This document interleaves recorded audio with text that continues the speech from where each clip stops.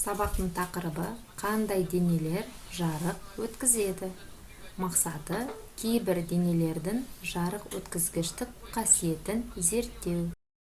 Суретке назар аударайық. Алдарында екі сурет берілген. Бір стақанда су, екінші стақанда сүт құйылған сурет. Ендеше осы заттардың артына қандайда бір ішіне немесе нысандарды салсақ, қойсақ, қайсысынан бір жақсырақ көреміз. Соған тәжірибе жасап көрейік. Сонымен балалар, екі ыдыста шыныдан жасалған. Бірақ бірінші ыдыста су мөлдір болғандықтан одан жарық өтеді. Ал екінші ыдыста сүт ақ түсті болғандықтан одан жарық өтпейді. Келесі жаттығу 74-ші бетте 4 ыдыс берілген. Мына ыдыстардың қайсысын мөлдір деп атауға болады? Неліктен? Қай ыдыстар мөлдір емес? Кәне ойланамыз. Бірінші суретте стақан, су құйылған стақан. Ыдыс шыны ыдыс, ішінде су бар. Су бізде мөлдір, сондықтан одан жарық өтеді. Екінші ыдыс саздан жасалған. Ол жарықты өткізбейді. Үшінші ыдыс шыны ыдыс, бірақ ішіндегі шырын қызғылт сары түсті.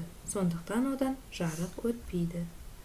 Ал төртінші ыдыс пластмассадан жасалған. Одан да жарық өтпейді. Балалар, үйлерінде қандай мөлдір заттар бар? Кәне жан-жағымызға қарап, тауып көрейік. Жарайсыңдар балалар. Есіне сақта, мөлдір заттар арқылы басқа нысандарды көруге болады. Алдымызда түрлі түсті сусындар. Қандай ерітінді жарықты көбірек өткізеді? Қайсысы азырақ өткізеді? Неліктен? Және себебін түсіндір. Бірінші стақанда су болғандықтан ол жарықты жақсы өткізеді. Екінші стақанда түсі ашық шырын ол жарықты жартылай өткізеді. Ал үшінші стақанда қою түсті шырын құйылған ол жарықты өткізбейді. Жақсы балалар, мөлдір дене жарықты жақсы өткізеді. Суретке назар аударатын болсақ, аквариумның сырты шыныдан жасалған, сондықтан ол жарықты өткізеді. Ал мөлдір емес дене жарықты өткізбейді. Құмыра бізде қыштан жасалған. Жақсы балалар. Келесі суретке қарасақ, мына суретте полиэтиленді пакетті көріп тұрмыз. Бұл оның ішіндегі заттарды біз анық көре алмаймыз. Сол себепті оларды жартылай мөлдір деп атайды және олардан басқа заттар анық көрінбейді. Жақсы балалар. Сен білесің бе? Денелері судай мөлдір болатын әртүрлі тіршілік иелері бар. Ендеше солар туралы бейнетаспаға назар аударайық.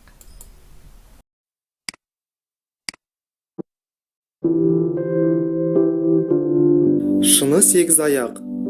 Бұл 8 аяқтың аты денесімен 100% сәйкес келеді екен. Денесі толықтай мөлдір.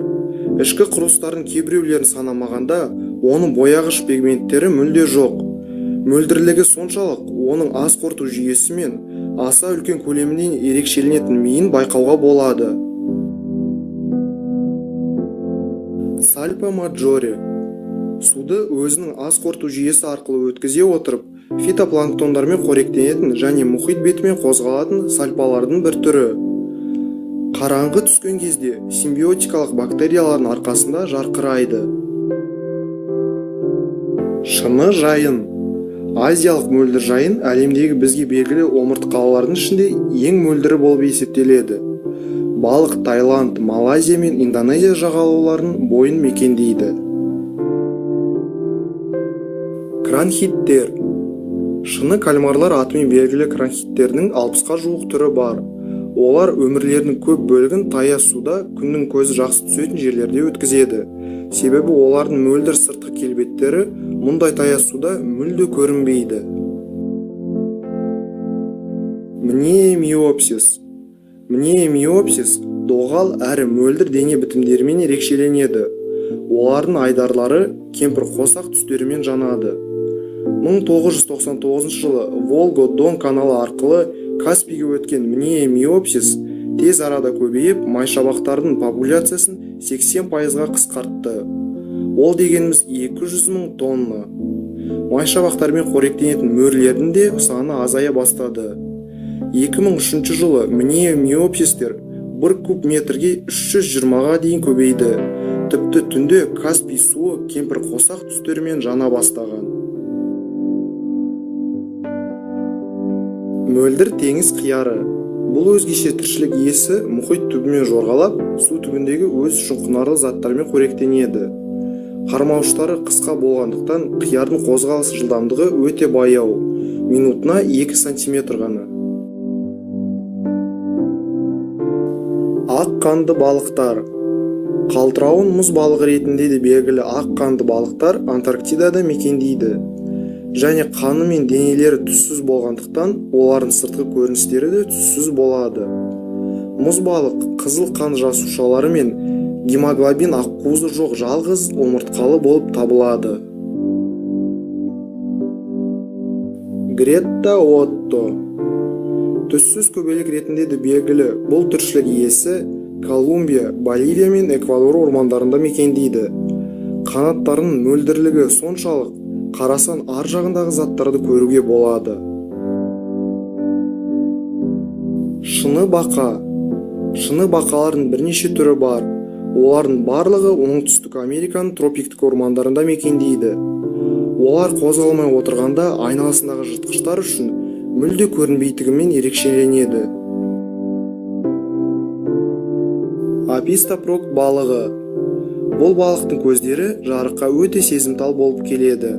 Оған қоса апистапроктың сұйықтыққа толған мөлдір басы да оны басқа балықтардан айыратын ерекшелігі болып табылады. Балықтың көздері қай жерде орналасқан деп ойлайсыңдар? Егер мынау десеңіз, онда айтқан жауаптардың дұрыс емес.